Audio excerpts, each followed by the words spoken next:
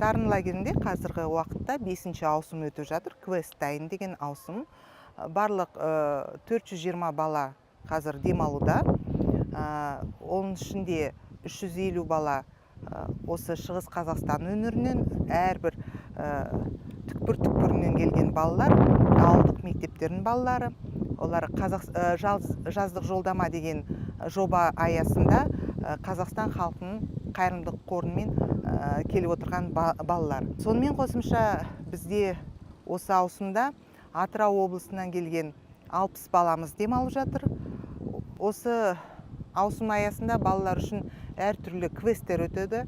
Квесттердің арқасында балалар әртүрлі, яғни спорттық квест, музыкалдық квест, осы шығармашылық квесттер, сол әртүрлі квесттер балалар үшін өтіп жатыр. Мен балалардың демалысын осы 10 күн ішінде қызықты да әрі қызықты, құнарлы және жемісті өтуі үшін көптеген қызықты ойындар, жұмыстар ұйымдастырамыз. Әсіресе бізде қазір Атырау облысынан келген балалар көп демалып жатыр.